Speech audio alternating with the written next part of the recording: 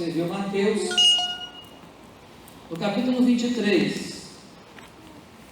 Mateus 23, o versículo tem o mesmo número, 23. Hoje o nosso tema é o impulso motivador do crente para fazer a obra dele, para contribuir na obra dele, para entregar o dízimo, para ofertar. O impulso motivador no coração do crente, certo? Isso que vamos falar nesta noite.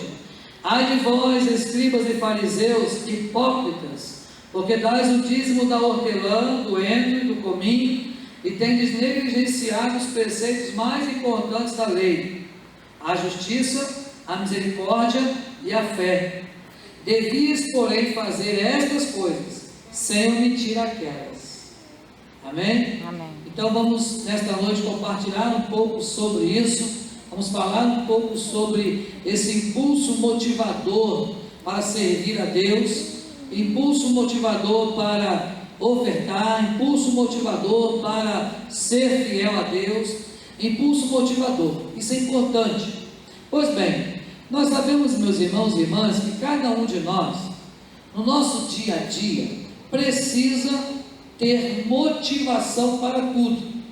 A motivação é algo que nos move. Isto é, você quando acorda de manhã para ir para o seu trabalho, aqueles, por exemplo, que trabalham fora, ou a dona de casa que vai acordar cedo porque o marido tem que sair cedo, ou os filhos para o trabalho, existe uma motivação para aqueles que vão ao trabalho. Qual é a motivação para aqueles que vão ao trabalho?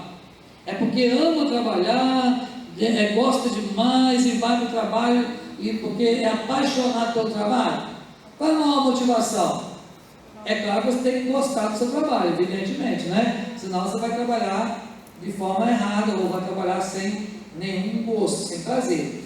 Mas a principal motivação é o quê?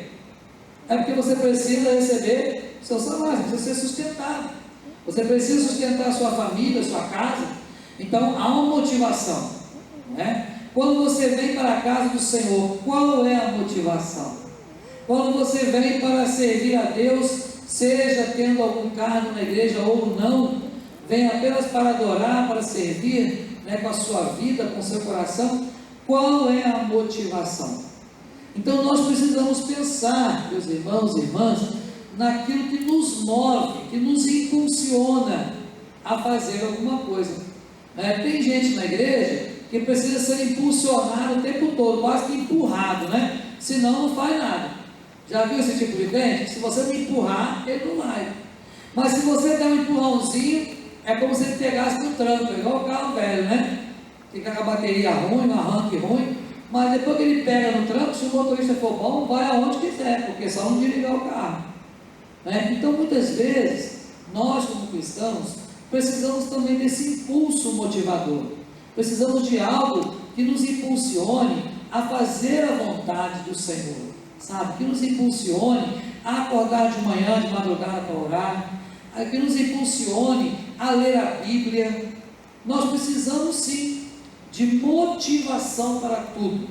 Então, nós não estamos aqui querendo fazer palestra motivacional, não é esse o propósito, pelo contrário, é mostrar para nós, através das Escrituras, que todos nós precisamos de algum tipo de motivação para tudo que nós fazemos na nossa vida. Quando você vai casar, você tem que ter motivação para casar, porque você está amando, está apaixonado, então tudo tem motivação. Na nossa vida não há nada que nós façamos que não tenha algum tipo de motivação. Se você não tem motivação, você não faz. Você não faz. Vou ter um feriado, tenho que viajar. Não, mas eu não estou com vontade. Você não vai. Agora, não, poxa vida, acho que vai fazer sol, a previsão do tempo deu sol para todos os dias onde a gente está querendo ir, então nós vamos. É a motivação. Então tudo na nossa vida gira em torno da motivação. O crente precisa de motivação. Mas aí, a gente vai para a palavra de Deus e vê que a principal motivação para o crente, para ele fazer a obra de Deus, para ele ser fiel a Deus em todas as áreas da sua vida, é na verdade o fato de que o seu nome está escrito aonde? No livro da vida. Temos salvação. A salvação precisa ser o nosso maior impulso motivador para tudo que nós fazemos para Deus. Porque se nós não tivermos isso em mente, de que eu fui salvo, mesmo sem merecer nada, e que eu fui salvo, fui escolhido, mesmo sendo pecador, e que Deus me amou de uma forma muito intensa, e tem me amado, se eu não entender tudo isso, eu não tenho motivação nenhuma para servir a Deus, certo? Então nós precisamos sim de observar isso. E o texto que nós lemos, Mateus 23, ele fala justamente essa questão da motivação. A motivação do fariseu de ofertar a Deus, de servir o templo, né, de prestar até um culto, ainda que fosse de maneira somente religiosa, a motivação deles não era adorar a Deus pela salvação que eles haviam adquirido, ou se é que haviam adquirido, mas a intenção deles era aparecer. O fariseu, ele queria fazer o quê? Ele queria mostrar que ele podia, que ele sabia, que ele tinha, que ele fazia melhor, né? Eu não sei se os irmãos já viram isso, mas, por exemplo, nós temos os gasofiláceos. Nós não está aqui a amostra, mas o gasofiláceo, né, hoje em dia, ele tem um rasguinho fininho, né? Tem gente que vem depositar o envelope de dízimo e nem passa. O povo parece que faz um negócio meio a conta gota, e aí, às vezes, o envelope, dependendo do crente, não passa ali o envelope, não, o negócio agarra ali e tal. Mas sabe como é que era o gasofilácio no tempo lá dos fariseus?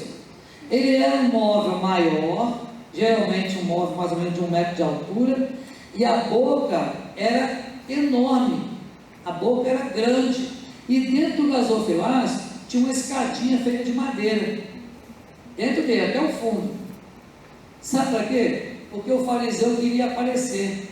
Quanto mais barulho fizesse as moedas que colocaram lá, mais a oferta foi maior. Então, mais aquele fariseu, ele apareceria. Aquele lá, olha, a oferta dele foi, olha, ele é fiel mesmo, né? Então o cidadão ia lá com um saco cheio de moeda, entornada no gasofilácio. Você imagina o barulho que não fazia dentro do templo. Aí Jesus pega e fala assim: mas aquela viúva pobre, ela foi lá e depositou o quê? Apenas 2 moedinhas. Imagina o barulho que fez. Só nada, não fez nem barulho direito. E aí eles achavam: eu sou melhor. O fariseu, quando orava, como é que ele orava? Em pé na sinagoga: Senhor, não sou como esse publicano. Não era assim? Então, nós observamos que a motivação errada faz com que nós deixemos de realmente adorar a Deus com sinceridade, e a motivação errada para adorar a Deus faz com que Deus não nos ouça, não aceite a nossa adoração. Deus só vai aceitar a nossa adoração, só vai aceitar a nossa oferta, né? Estou falando de oferta de entrega, não de oferta financeira, monetária, mas Deus só aceita a nossa oferta de gratidão, nosso louvor, nossa adoração, quando nós fazemos com a motivação correta. Então, a Bíblia diz o quê? Se você vai ofertar, a mão direita não deve saber o que a mão esquerda fez. Não precisa. Por quê? Porque aquilo que você faz, só você e Deus precisa saber. Então, meus irmãos, o mais importante, sabe, é pensar que esse impulso motivador, ele não nos isenta de cumprir o que é menos importante. Então, se você tiver uma escala de valores, o que é mais importante na igreja e o que é menos importante na igreja, ambos são igualmente importantes. Não há uma escala dentro do serviço cristão de algo mais importante ou menos importante. Não há, por exemplo, uma escala no corpo de Cristo, que somos nós, igreja, de qual membro do corpo é mais importante ou menos importante. Por quê? Porque você pode achar, e o apóstolo Paulo tem um texto lá muito bom sobre isso, ele fala assim aos Coríntios: olha, você que diz assim, porque não sou mão, não sou do corpo, porque não sou o pé, não sou do corpo, tá? Na verdade, todos nós, membros desse corpo, onde Cristo é o cabeça, somos igualmente importantes para Deus. A prova disso é o exemplo do próprio corpo físico, né? Dá uma topada na rua aí no seu dedinho mínimo do pé, de modo que arranque a sua unha, o que vai acontecer? Primeiro você vai dizer glória a Deus, né? Porque crente não xinga, né? Então você vai lá, né? Sentindo dor e tal, e vai dar uma glória, não vai nada, claro que não vai, ninguém faz isso, né? Mas você pelo menos vai xingar, pelo menos você é crente. Mas aí você está sentindo que dói, mas é só um dedinho, você tem mais 9, mas faz parte do corpo, tem a sua importância. Se não tivesse, Deus não teria feito dessa forma. Então, meus irmãos e irmãs, quando nós pensamos nessa motivação, precisamos observar que Jesus, ele condena a hipocrisia dos fariseus. No texto que nós lemos, observe: ai de vós, escribas e fariseus, hipócritas. Olha só, hipócritas. Por quê? Porque eles davam o dízimo, doendo, hortelando, cominho e tal, mas negligenciava o que era mais importante. Então o que Deus está falando para nós aqui nesta noite? Que o mais importante fator motivador não é se você vai aparecer ou não, mas se Deus vai aceitar ou não a sua oferta de gratidão, o seu culto. Lembra que o apóstolo Paulo fala que devemos ofertar a Deus um culto o quê? Racional. O que é um culto racional? É apresentar o nosso corpo, o sacrifício vivo, santo e agradável a Deus. E aí vem a pergunta: será que nós temos agradado a Deus em tudo? Porque Jesus, ele é enfático em dizer o seguinte: olha, estas coisas, porém, devias fazer, sem omitir aquelas. O que Jesus está falando aqui?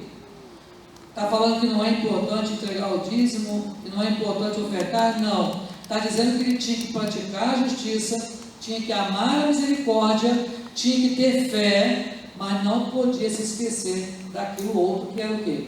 Que era também a parte financeira da igreja, que é importante. Então o que Deus está falando aqui? Que tudo na igreja é importante, mas o mais importante é como você vem para adorar a Deus. Qual é o seu fator motivador? O motivo, né, é mais importante do que a própria oferta. Entende? O motivo é mais importante do que a própria oferta.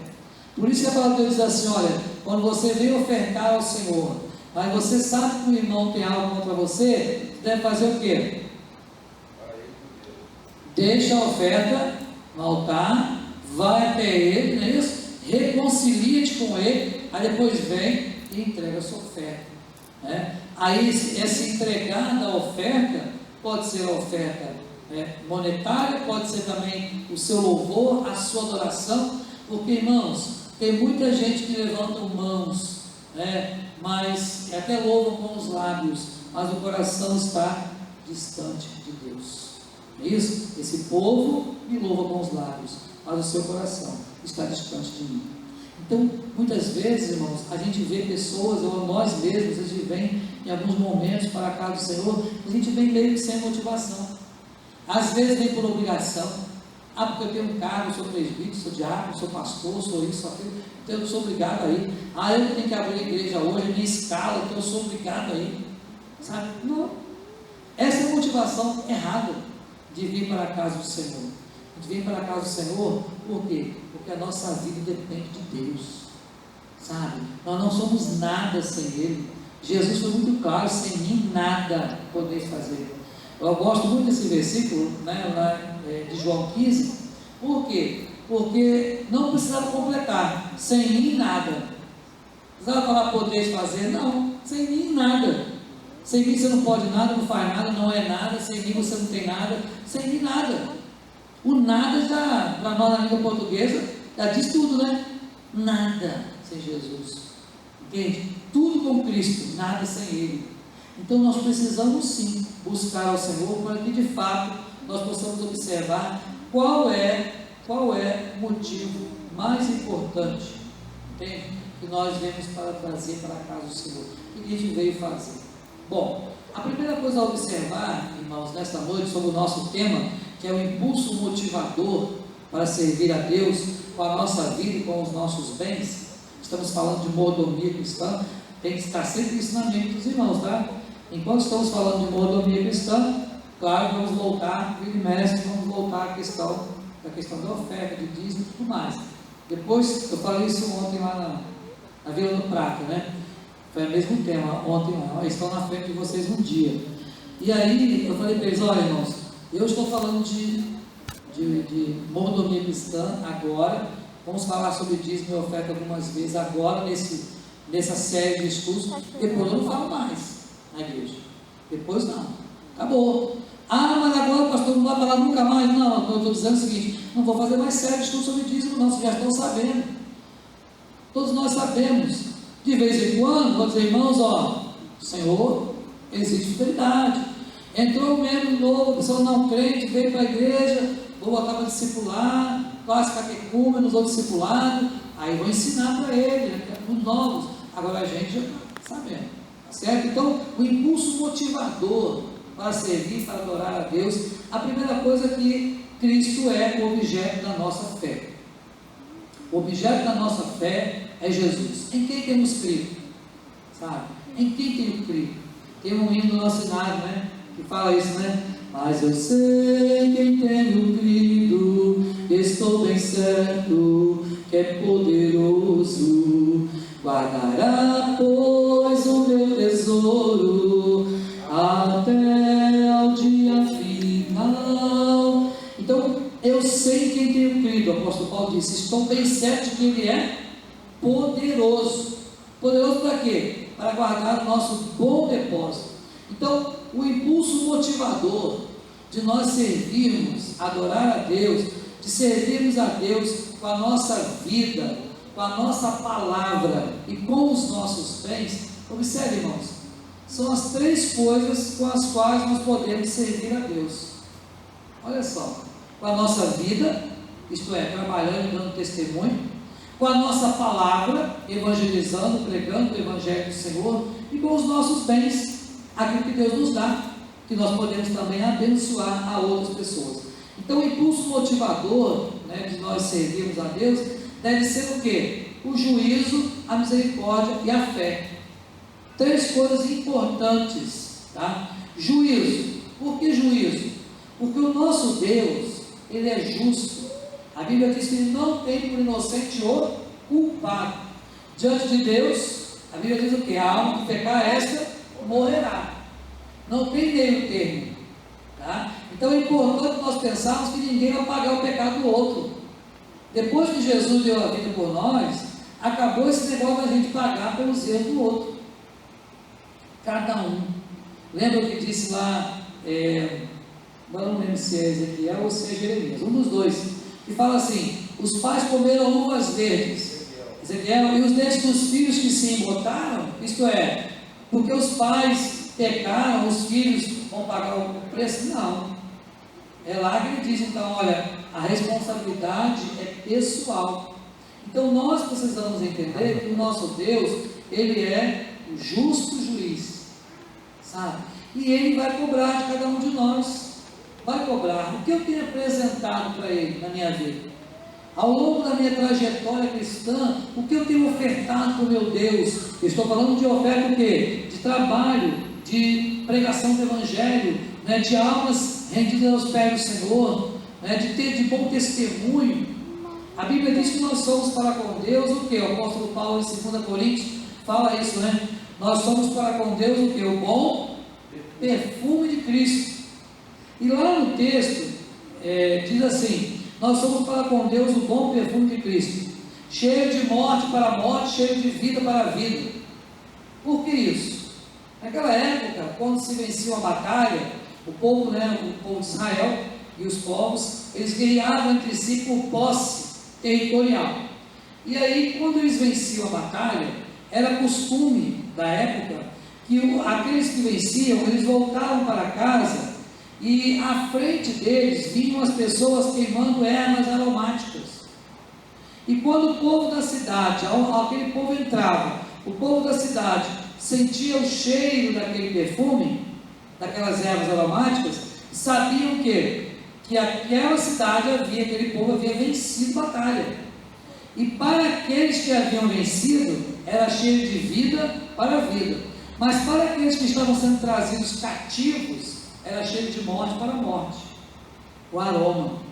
Então, o que nós temos sido? Cheio de vida para a vida? Será que de fato nós temos feito a vontade de Deus? O que seria o juízo? O juízo é o discernimento, irmãos. A ideia de juízo aqui é poder discernir as coisas de Deus. Tem muito crente que até lê a Bíblia 1, 2, 3, 10 vezes, mas não consegue discernir nada. Sabe? Está acontecendo alguma situação na igreja, ele não tem discernimento, ele não consegue entender o que está acontecendo. Deus está falando e ele também não está entendendo, está ali alienado. Então é preciso esse juízo, isto é, o discernimento. Mas esse discernimento tem critério. Qual é o critério para o discernimento? A palavra de Deus. Fazer como os crentes de Bereia. Os crentes de Bereia, aquilo que eles não entendiam, o que eles faziam? Iam lá para as escrituras, consultar. Não pode, porque o pastor falou está certo. Não, vai consultar, irmão. Entende? Porque o pregador da noite falou isso. Então está certo. Não pode ser que esteja errado. Por que não? Então é preciso que nós tenhamos a condição do discernimento. E o discernimento vem a critério da verdade. Que verdade? A palavra do nosso Deus. Observe que a Bíblia diz que tem que ser através da justiça e retidão procedentes da verdade. Justiça e retidão procedentes da verdade. Então, nós precisamos sim entender que Cristo é o objeto da nossa fé. Então, ter o juízo é submeter-se ao julgamento de Deus, não do próximo, não do irmão. Tem gente, que, assim como Jesus falou, que fica olhando o cisquinho no olho do vizinho, do irmão, mas esquece que às vezes está com uma trave muito grande diante dos seus próprios olhos. Precisamos observar dentro de nós mesmos, submeter cada um de nós mesmos ao julgamento do próprio Deus. Então, misericórdia é a compaixão que avança sobre o terreno do juízo, sobre o juízo. Então, o que você vai fazer? Tem que ter o discernimento para usar a misericórdia com as pessoas. E aí, vamos nos lembrar que o próprio Deus falou assim, terei misericórdia de quem me aprouver ter misericórdia, compadecer-me-ei de quem me aprouver ter compaixão. Então, na verdade, o nosso Deus, Ele tem misericórdia de nós. A Bíblia diz que essa misericórdia é a causa de nós não sermos consumidos, não é? Mas nós também podemos exercer a misericórdia, tá certo? A misericórdia é um atributo comunicável de Deus. Lembra que eu falei sobre isso aqui? Eu não falei? A diferença entre atributos comunicáveis e incomunicáveis? Falei? Quem lembra? Não estava aqui não, irmão? Não? Só estava aqui, mano, quando eu falei? Então eu vou repetir, que é bom para a gente fixar. Nós sabemos o que é atributo de Deus. Vamos pensar então na palavra atributo. Se você fosse pensar, por exemplo, no atributo da Helena, o que você poderia dizer, uma qualidade dela? Risonha, meiga, são atributos. Então, atributos são qualidades inerentes ao ser de cada um, tá certo?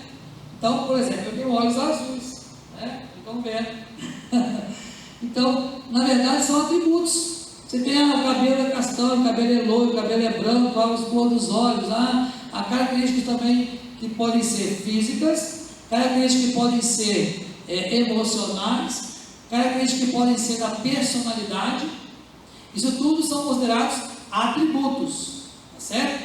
E quando nós falamos de atributos de Deus, são aquelas coisas que fazem parte do ser de Deus, o que Deus é, ou o que Deus tem, entende?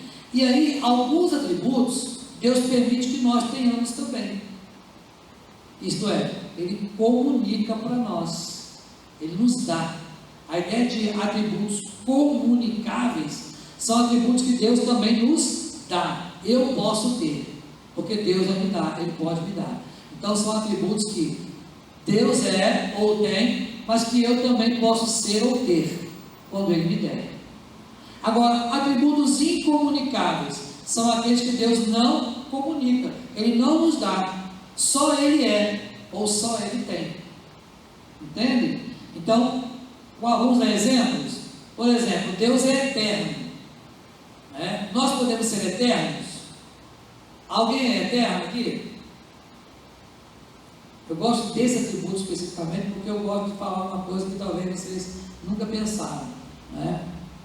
Não vai a Liliane, porque ela está careca de ouvir isso. Mas ser eterno ali, no caso, quem é salvo, ele vai viver eternamente. Mas é a mesma coisa que ser eterno?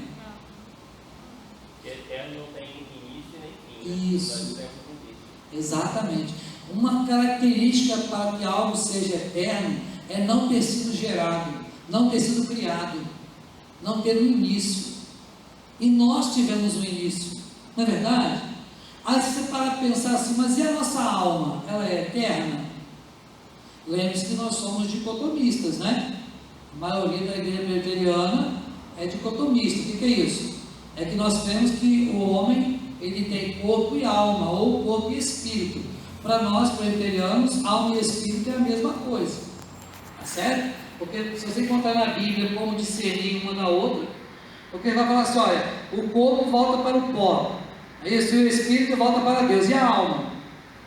Vai ficar vagando, vai virar uma penada? Entende? Então não há como você explicar isso. Então nós, a maioria dos pastores e a nossa confissão de fé, ela é dicotomista. Muito bem, então a nossa alma, então, ela seria eterna? O que vocês acham? Partindo desse princípio que o irmão acabou de falar aí para nós. Eu ouvi vocês, irmão, vamos lá. O que vocês acham? Eu acredito que não, porque no início fala que foi feito alma vivente. Isso aí, exatamente esse texto, e é isso a explicação mesmo, né? A Bíblia diz que Deus nos formou do pó da terra e soprou em nós o fôlego de vida, e o homem passou a ser o quê? Alma vivente. Passou a ser, não era. Passou a ser, não existia. Então, se não existia, não pode ser eterno. Então, qual é o único ser eterno? Deus.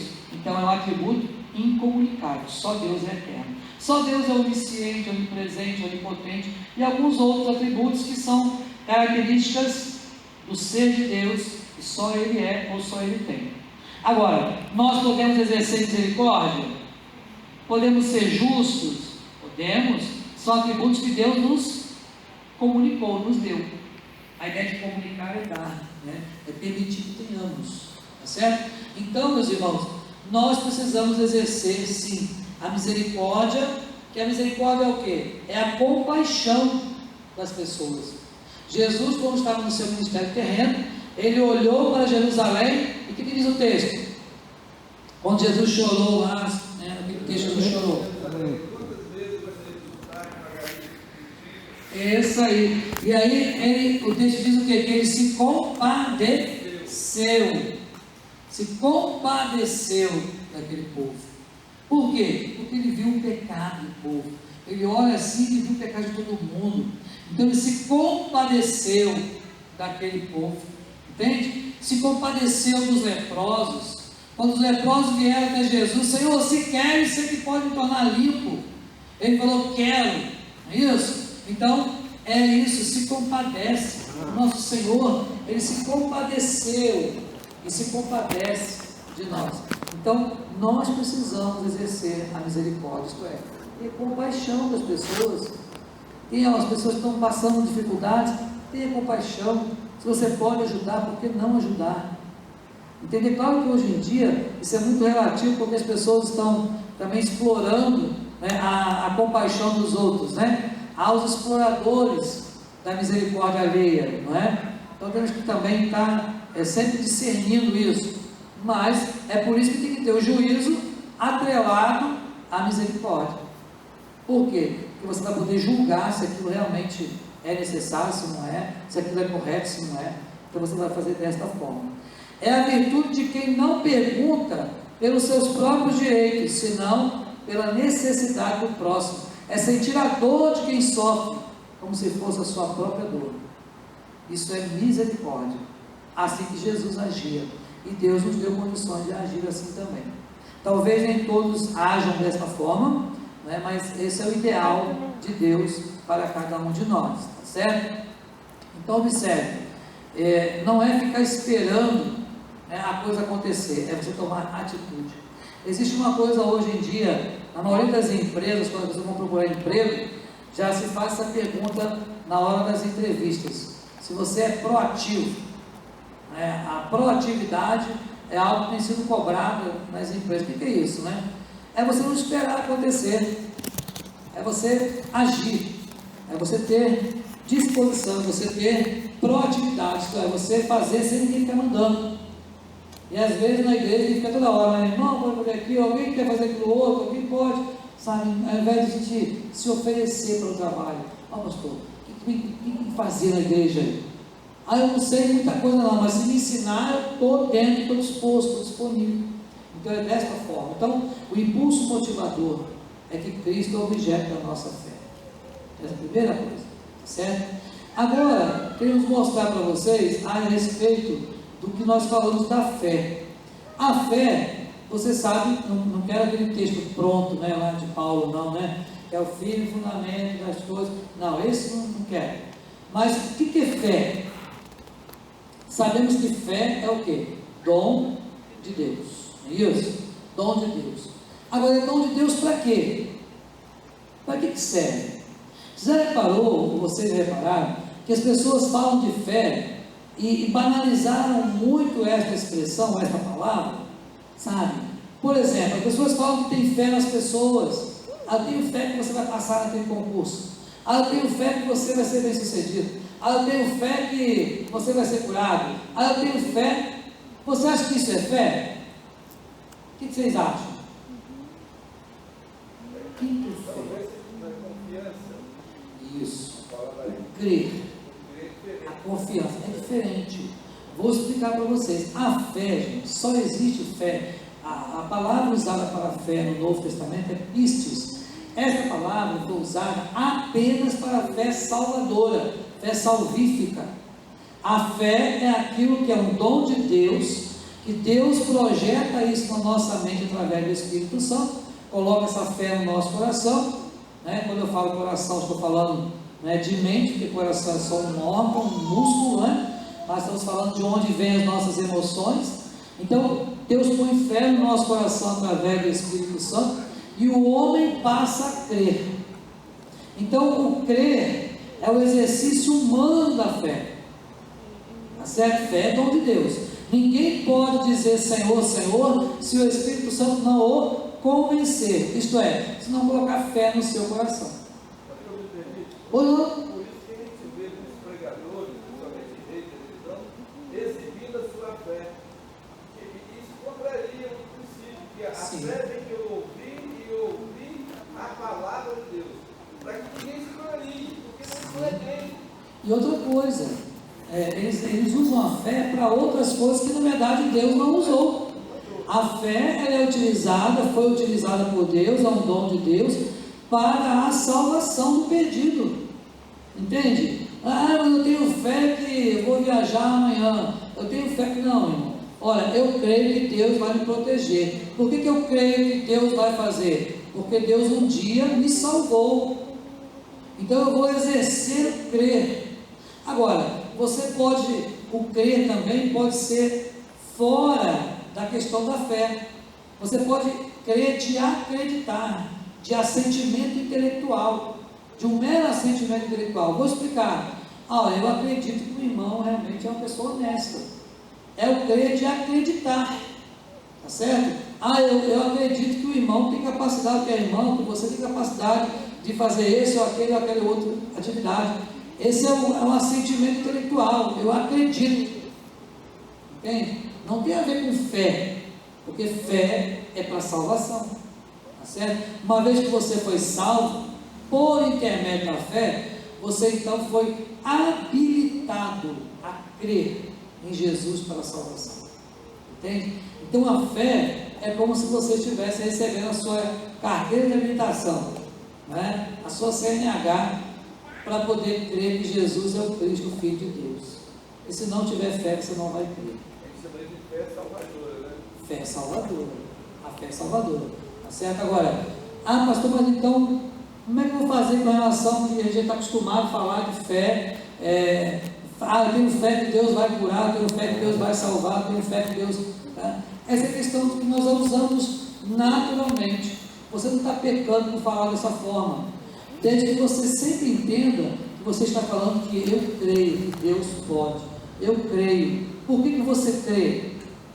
Porque um dia o Espírito Santo colocou fé salvadora no seu coração. E depois que você está salvo, você está habilitado a crer naquilo que Deus é capaz de fazer, naquilo que Deus tem feito e pode fazer por você. Então você vai crer. Uma coisa que eu quero chamar a atenção disso aí, é que Jesus falou assim, olha, tudo aquilo que pedires ao Pai com fé, crendo, com fé, crendo, recebereis. Por que Jesus usa as duas expressões, com fé, crendo? Porque a fé você precisa ter, que é dom de Deus, para receber as bênçãos de Deus, e crer que é o exercício desta fé, que isso é humano. Está certo? Deus não crê, é só o homem que crê. Entende? Então Deus, tudo que você pedir ao Pai, Jesus falou, com fé, crendo, recebereis. Então a gente precisa ter a fé, que é dom de Deus, e exercer essa fé crendo que Deus pode todas as coisas e que nada foge do controle soberano de Deus. Muito bem, agora para finalizar, em relação ao impulso motivador, já falamos, né? Cristo é o objeto da fé, através do juízo, da misericórdia e da fé. Isso é o que nós precisamos para nos motivar a fazer alguma coisa. E como nós estamos falando de mordomia, também aqui está falando do impulso motivador com relação ao dízimo. Tá? Então, qual é o impulso motivador para o dízimo? É uma barganha? Aí eu vou dar que eu vou receber mais. Você se lembra do que aconteceu lá com o povo de Roma, os crentes de Roma, que achavam que aonde abundou o pecado, superabundou a graça. Então eu vou pecar mais para que a graça seja maior ainda. Aí Paulo falou o que? Negativo. Não pode usar a liberdade que vocês têm para dar ocasião ao pecado. Vocês já foram libertos. Então, não tem esse negócio que eu vou agora pecar mais ainda. Vocês já foram libertos. Da mesma forma, tem por aí afora muita gente dizendo as questões, você tem que dar para você receber, né? Fazendo uma troca com Deus, uma barganha com Deus. Deus não emprestou nada para ninguém, você não está pagando nada para Deus, né? Você não está devendo nada para Deus, porque o que Deus faz por nós é por amor, assim como os pais fazem para os filhos, né? Ou você vai começar a fazer conta agora, meu filho está me devendo já R$200, 300, 500, imagina, se fosse fazer conta de quantos filhos devem para a gente, quanto a gente gasta com o filho, até a idade que eles chegam à faculdade para trabalhar, mas se o filho for pagar tudo que você faz por ele, né? E a gente não faz, porque faz por amor. O nosso Deus também é assim. Então a questão do dízimo aqui, o autor vai colocar o que ele não é. O que o dízimo não é? Tá? Primeiro, não é uma maneira da liderança da igreja ou da denominação pressionar para levantar dinheiro. Vale lembrar, meus irmãos, que no passado, tá, não havia construção nenhuma que era feita com dinheiro de dízimo e ofertas em dinheiro. Não havia. Como é que foi feito o templo de Salomão, por exemplo? Todo mundo levou o quê? Ouro, madeira, outro levou mais joia para ser derretido, outro levou... Todo mundo contribuiu com o que tinha, tá certo? Mas eu não tinha nada, eu fui trabalhar. Então a verdade é que foi tudo contribuição. Ao longo da história, os templos, né, e as obras que eram construídas, todas foram com ofertas voluntárias das pessoas. Tá? Aí hoje em dia a gente mudou um pouco isso, porque as pessoas já não ofertam tanto como ofertavam, né, no sentido de doar coisas. Tá certo? A gente acabou trocando isso. Agora você, a crente que quando entrega o dízimo fala assim, está queimada a lâmpada, não está usando o meu dízimo direito. Peraí, é seu ou é do Senhor? Precisamos pensar nisso. Não é do Senhor? Tudo vem de ti e das tuas mãos te damos. Então tudo pertence a Deus, nós pertencemos ao Senhor. Então não é uma maneira, não pode ser uma maneira de suprir necessidades orçamentárias. Temos que aumentar a arrecadação da igreja, porque a igreja está com dificuldade. Não. Se nós não cremos que é Deus quem vai suprir todas as nossas necessidades em glória, então nós estamos fazendo tudo errado. Entende? Qual é o nosso papel na igreja como crentes? É orar, é pregar o evangelho, é discipular pessoas, é fazer discípulos de todas as nações, é trazer, né, a unção de Deus para dentro da igreja, nesse sentido da comunhão. Agora, quem acrescenta dia a dia os que vão sendo salvos? É o Senhor. É o Senhor. a principal coisa que faz a igreja crescer chama-se comunhão, koinonia. Se você olhar à luz de Atos 2, à luz de Atos 2, você vai ver que comunhão, a koinonia da igreja, eles tinham tudo em comum. Aí, uma pergunta retórica, para a gente poder só pensar, né? Será que nós temos tido tudo em comum nos dias de hoje? Será que a igreja hoje tem tudo em comum? Ao ponto de repartir, ao ponto de não haver necessidade, ao ponto de tomar suas refeições com alegria e singeleza de coração? Eu quero contar uma história para vocês rapidamente. Antigamente, quando eu era criança, não faz muito tempo isso, nós lá em casa, minha mãe, sabe que pobre, só tinha aquela refeição especial, era que dia? Domingo, não é isso? Refeição especial na casa de pobre é domingo. O resto da semana é o trivial, né? E aí, sempre era assim, domingo tinha aquelas coisas especiais, a gente esperava o domingo, né? Porque aí ia ter uma maionese diferente, ia ter um negócio, um prato diferente e tal. Muito bem, mas ela fazia, e fazia mais, porque ela levava uma bandeja para a vizinha, cheia do que ela fazia de bom. Aí a vizinha, na semana seguinte, não ia devolver a vasilha vazia, né?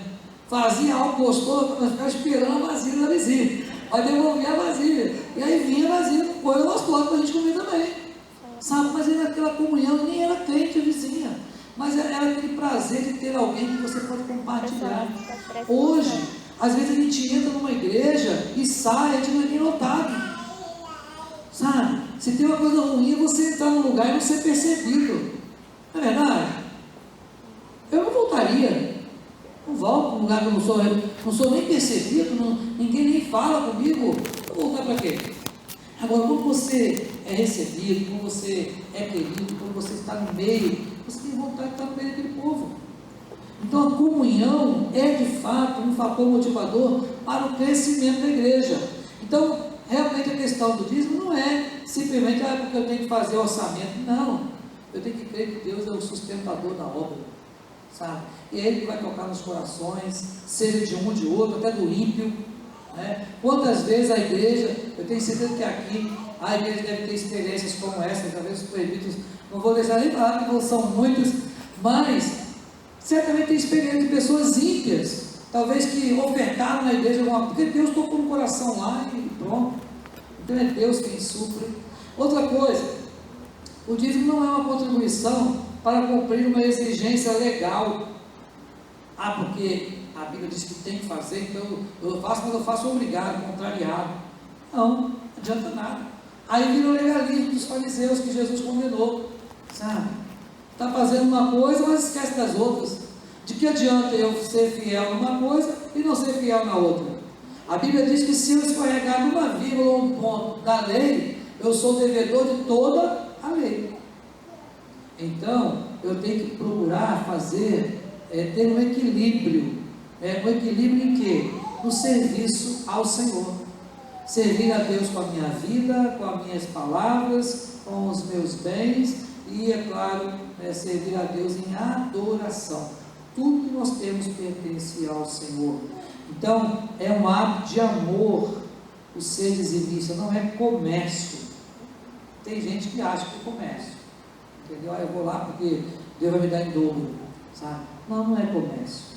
É Deus abençoando sua vida e ponto, sabe? Não é um meio de um crente barganhar, sabe? Para que outros testemunhem de Cristo em seu lugar.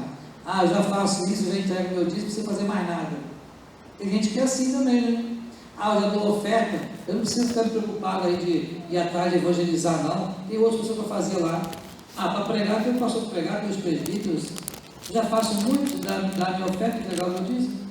Então, não é um meio do crente para ganhar, sabe? E achar que, eu já faço isso, não preciso fazer mais nada. Muitos crentes pensam que por entregar o seu dízimo, estão desobrigados do evangelismo pessoal e da beneficência, de ajudar os outros. Mas não estão não, sabe?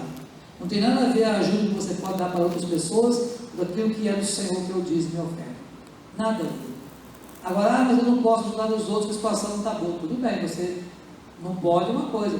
Agora, aquele que sabe que tem que fazer o bem e que pode fazer o bem não faz, nisto comete pecado, diz a palavra, tá certo? Outra coisa, não é um meio de subornar a justiça de Deus. Os fariseus estavam tentando isso, subornar a justiça de Deus. Eu já entrego o dízimo, o cominho, de tudo mais, né? Então eu não preciso mais exercer misericórdia, eu não preciso mais amar ninguém, eu posso só fazer isso, tá bom. Eu não posso subornar. Por quê? Porque o fato de eu ser fiel a Deus em todas as áreas da minha vida não nos isenta de viver padrões éticos firmados na palavra de Deus. Há padrões éticos que Deus estabeleceu e que eu não posso deixar de cumprir esses padrões. São padrões bíblicos e que, se eu não cumprir, eu estou vivendo fora daquilo que Deus quer que eu viva, tá? E por último, também o dízimo não é um luxo de quem tem demais, que está sobrando, né? Eu entrego o dízimo que está sobrando. Tem gente que é assim, né? Não vai sobrar nunca, porque se não for por fidelidade, por amor a Deus, amor à obra, vai sempre receber o salário no saco furado. E tem muito crente por aí recebendo salário no saco furado. Também, irmão, não há contradição entre o Velho Testamento e o Novo Testamento. Não há contradição, sabe? Toda a teologia do Novo Testamento vem da revelação que Deus fez no Antigo Testamento. Então eles se completam. A Bíblia explica a própria Bíblia, sabe? Então nós precisamos entender isso. Faz parte da teologia reformada entender que você vai ter explicações na própria Escritura. Então agora temos duas perguntas só apenas para você pensar, para a gente finalizar, né? Qual tem sido o seu impulso motivador para servir a Deus? Com a sua vida, com a sua palavra e com os seus bens. Qual é o impulso motivador? O que te impulsiona? Você levantar de manhã e falar assim: hoje é o dia do Senhor, eu vou à casa do Senhor. Alegrei quando me disseram, sabe? Será que eu tenho motivação ainda para pensar e viver assim, olha, que um dia nos atos do Senhor vale mais que 1000 em qualquer outro lugar? Será que de fato a gente vem para a casa do Senhor com alegria no coração, fazemos a obra do evangelista todo o tempo, com alegria, com prazer? Ou será que a gente tem feito a obra de Deus por obrigação, né, por coação, por qualquer outra coisa? Precisamos pensar nisso.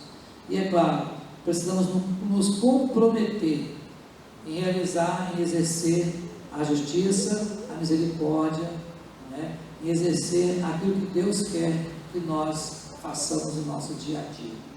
Muito bem, alguém tem alguma pergunta com relação ao que nós estamos falando? Gostaria de compartilhar algo rápido? Ou está claro? Está claro? Os irmãos estão entendendo? Percebe, irmãos, eu faço questão de não falar só de dízimo, porque até a lição aqui, às vezes, da onde eu estou tirando, é uma revista muito antiga que eu tenho. Essa revista antiga, não existe mais nem essa gráfica mais, só sobre mordomia, essa gráfica não existe mais, grafê, né? Então é uma coisa muito antiga, e ele fala bastante sobre a questão do dízimo, e eu fico mesclando para que não fique esse negócio enjoado também, porque eu não gosto de ficar só batendo na mesma tecla, não gosto disso, tá? Mas é importante a gente aprender, né? Como eu disse, depois que nós chegarmos na última lição aqui, já estamos quase chegando, a próxima já é a 7, né? A gente vai fechar, são 13, né? Tem mordomia da vida, mordomia do trabalho, então a gente vai fechar, e aí a gente vai partir para outra série, né, de estudos e tal,